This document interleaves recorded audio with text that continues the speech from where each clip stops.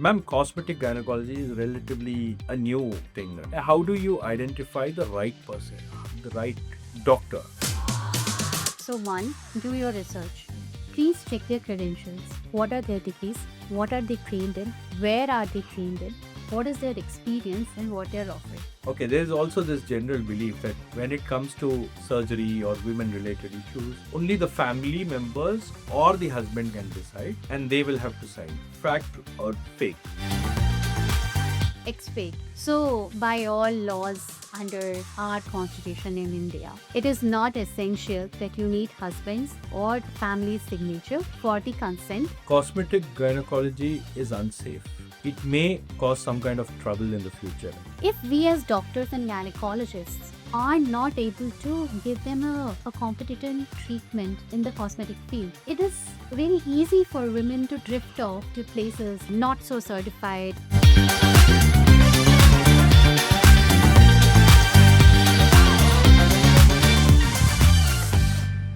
Hello and welcome to News Minute. This is Real Talk powered by Apollo Hospitals Chennai. And joining me today is Dr. Shiva Singh Shekhawat. She is a gynecologist at the Apollo Hospitals Chennai. Ma'am, thank you so much for joining us. And the topic that we are going to discuss today is cosmetic gynecology. This is a relatively unfamiliar term. So, what does this exactly mean and what is the specialty that it involves? Cosmetic gynecology, as the word says, addresses to the aesthetic and, as the word does not say, the functional aspect of women's intimate areas. So, like how there are changes in the body, which happens over the age for everyone, it happens even more so profoundly in women during their puberty, followed by their pregnancy bearing age, during pregnancy, childbirth, and then with aging, menopause, and so on and so forth. So these changes bring in a functional change in the pelvic floor, the pelvis which we deal with, and they lead to a lot of function problems in women, which can be addressed through this cosmetic agriculture. There's also an aesthetic part where the change in the how it looks there, what is the skin color, pigmentation, how you want it to look. All those things can be similarly addressed, like how it is over the face, similar to the S. What is the level of awareness that is there about people? Because, like, one, it's not an easy topic to discuss in a forum or, like, even with friends or family members.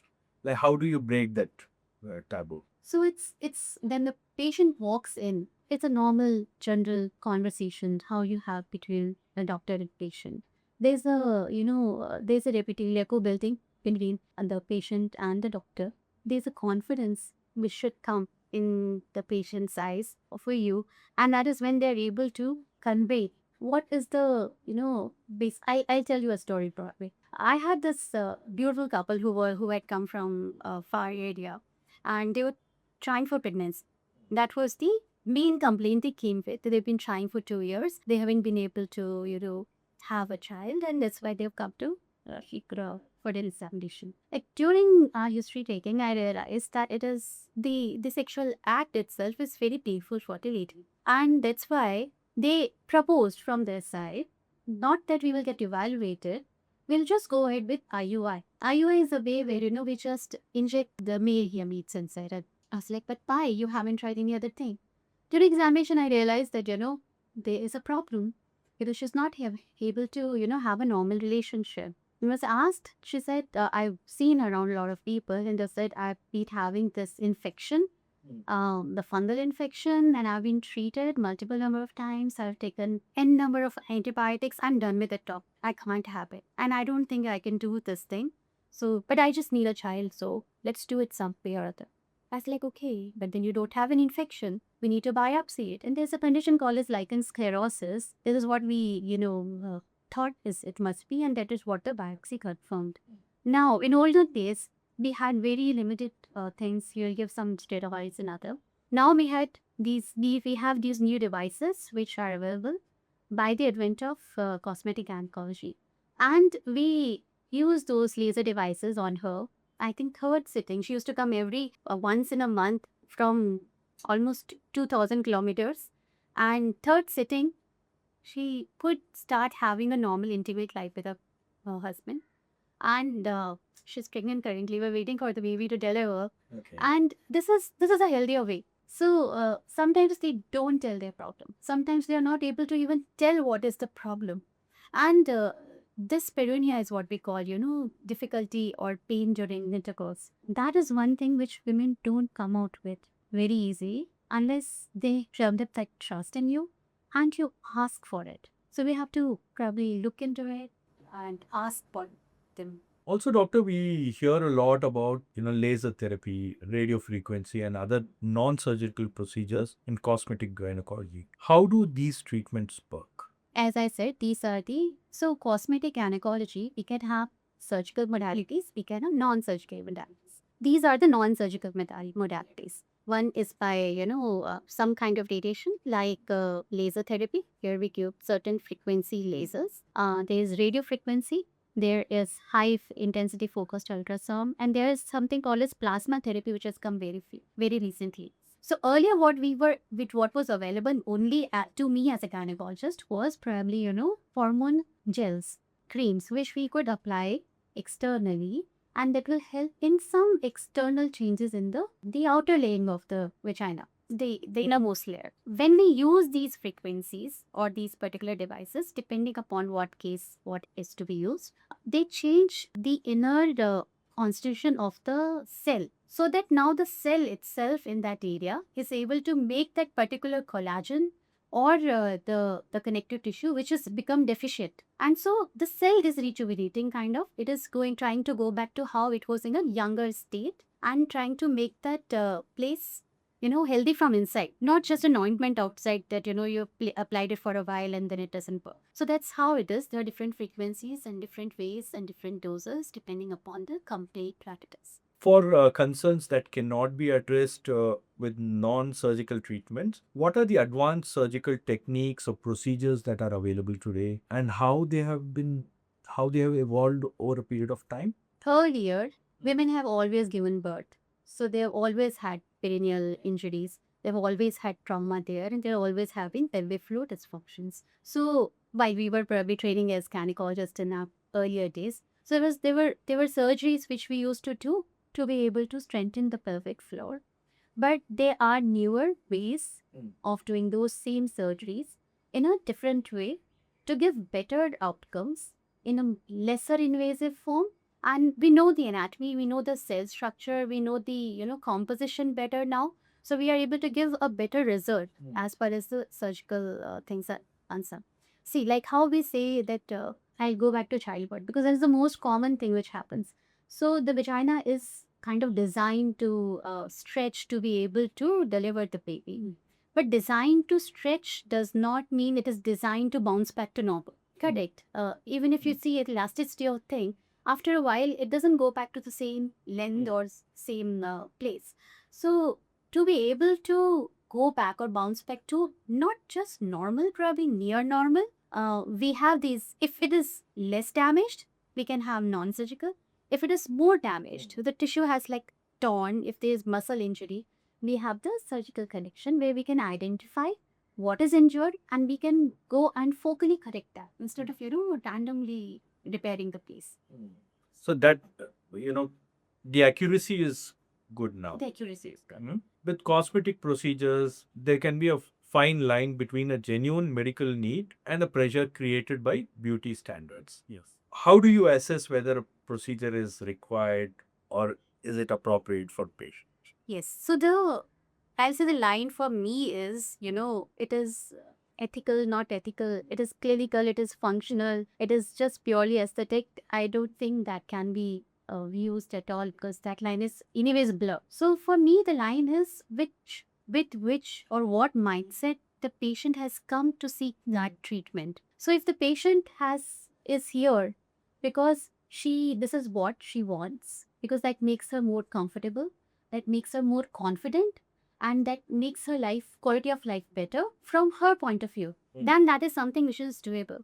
But if I feel during our conversation that the patient is coming from a different angle, the source of this, the main base root cause of this conversation is probably an image she has seen probably online, and is trying to replicate that, or kind of an expectation which cannot be fulfilled in reality, or it is coming from an expectation of a partner, husband, or comparison between a friend or somebody else, then that is a line. If you do a right surgery or a right procedure for a wrong reason, it can never have a right outcome. So there's a long process of counseling and conversation which happens before any kind of gynecological procedure, be it non-invasive, be it invasive. So how long does this process take? As long Confidence, as it takes. confidence building measure. Yes. Like it's not.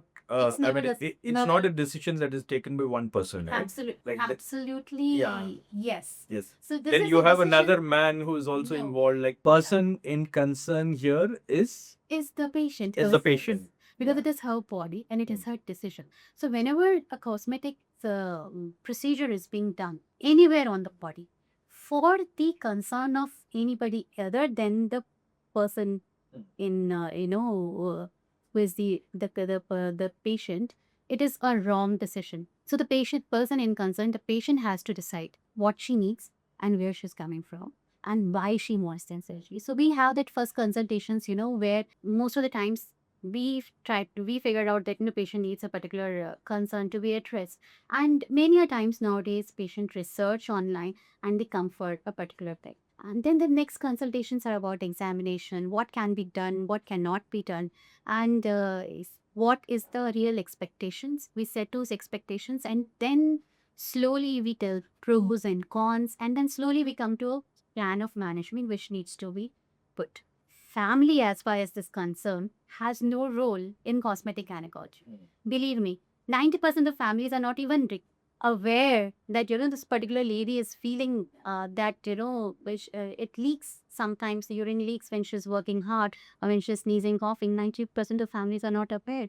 30% of the husbands are not aware of her problems which she's going through. If the pelvic floor is weak, most of the women are not enjoying the intimacy, and 70% of the men are not aware of that. So it cannot come from their side. It has to come from the fiction. So if the woman is doing it for a partner, it's a strict no from our side. We don't do it. We gently, calmly, slowly refuse the procedure. So let's move to our next segment, which is fact versus myths. There's a lot of misinformation out there online, and people tend to believe that this is the ultimate truth. Period pain is normal, and women just have to learn to live with it.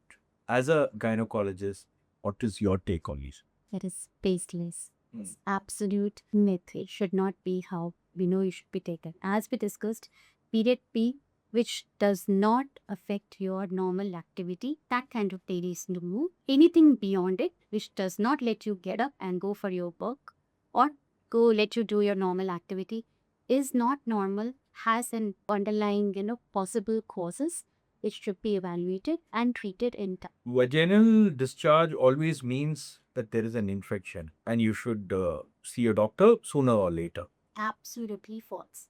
So vaginal discharge is a normal physiological thing. Every woman has a vaginal discharge and it is cyclical. It's variable through her menstrual cycle. Each part of this period cycle has a different kind of discharge. The ovulatory part has a different discharge. The other part has a different discharge. A discharge which is discolored, yellowish, greenish, or like cheesy or curd-like. A discharge which is itchy or which has smell. These are the discharges mostly which are infective and need treatment. Ma'am, what is cosmetic gynecology and why is it important? So cosmetic gynecology is that specialty of gynecology where we treat at the functional as well as the aesthetic part of women's intimate care, which includes functional things like leakage of urine in mild to moderate degrees, laxity, pigmentation, skin changes, changes in the labia, the way the vagina looks, as well as there's diseases like in sclerosis or other discomforts which might be present or the patient might be going through because of how the anatomy is there. As well as it includes the aesthetic part, which is purely like, how it looks and how the woman wants it to look like. Okay, there's also this general belief that when it comes to surgery or women related issues, only the family members or the husband can decide and they will have to sign. fact or fake? It's fake. So, by all laws under our constitution in India, it is not essential that you need husband's or the family's signature for the consent along with the woman. So, if a woman is more than 18 years of age and it is an indicated procedure for a treatment, she can decide for it. There are various procedures which need a formal consent, for which we describe in detail about what procedure needs to be done, what are the pros and cons, what are the expected or unexpected side effects which can happen, what are the possible complications, and we explain it in patient's language, jot it down, the patient reads it and then signs in presence of a witness. Witness need not be a family member always, and then the doctor signs. That many a days now, many places now